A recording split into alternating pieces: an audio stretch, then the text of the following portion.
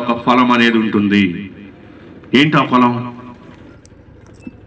మరి ఈ యొక్క ఉదయకాలం మందు నేను ఆ విషయాన్ని చెప్పి ముగించాలని ఆశపడుతా ఉన్నాను. చూడండి, లూకా సువార్త 6:43 భాగం.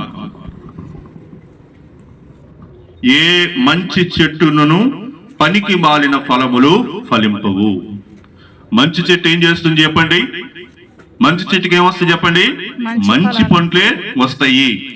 ఏ మంచి చెట్టునను పనికి మాలినములు ఫలింపవు. ప్రతి చెట్టు తన ఫలము వలన తెలియబడును.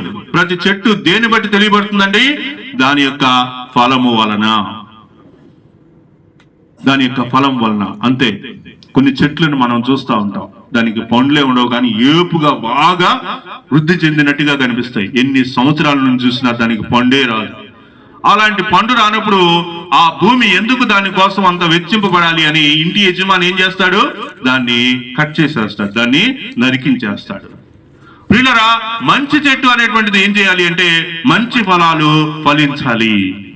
మీ జీవితం మంచిది అని మీరు అనుకుంటే మీ యొక్క ప్రవర్తన ద్వారా మంచి ఫలాలు కనిపించాలి. మీ ఫలం అంటే ఏంటి? ఇంతకీ జామ చెట్టుకి జామకాయ వచ్చిందని చెప్పాను, కొబ్బరి చెట్టుకి కొబ్బరికాయ వచ్చిందని చెప్పాను, తాటి చెట్టుకి తాటికాయ వచ్చిందని చెప్పాను. మరి మిమ్మల్ని చెట్టు అనుకుంటే మీ నుంచి వచ్చేటువంటి ఫలం ఏంటండి? మీ పిల్లలే మీ ఫలం. అంతేనా? మీకు పుట్టినటువంటి పిల్లలే మీ ఫలం. ఇప్పుడు చెప్పండి, మీ పిల్లలు దేవుని యొక్క నామములో ఎదిగారా? మీ పిల్లలు దేవుని యొక్క వాక్యాన్ని తెలుసుకున్నారా? మీ పిల్లలు రక్షింపబడ్డారా? మీ పిల్లలు బాప్తిసం పొందారా? మీ పిల్లలు దేవుని యొక్క నామంలో ఎదుగుతున్నారా? అలా ఎదుగుతూ ఉంటే మీ ప్రవర్తన ఫలం సరిగానే ఉంది.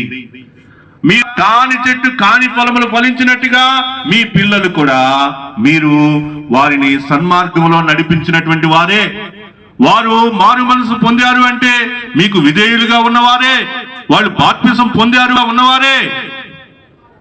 మీరనే మాట ఏందో చెప్పనా? వాళ్ళ జీవితం వాళ్ళదయ్యా, వాళ్ళ జీవితం వాళ్ళది. ఎవరి ఆలోచన వాళ్ళ ఇష్టం. ఇది ఏదైనా ఇంట్లో విషయం అయితే మనం చెప్పొచ్చు. దేవుడు అనేటువంటి విషయాన్ని మనం ఎలా చెప్తాం?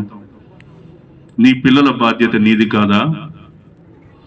వాళ్ళు ఏం చదవాలో నువ్వే నిర్ణయిస్తావు, ఏ కాలేజీలో చదవాలో నువ్వే నిర్ణయిస్తావు, వాళ్ళు ఏ ప్రయోజకులు అవ్వాలో ఎలా అవ్వాలో అన్ని నువ్వే చెప్తావు.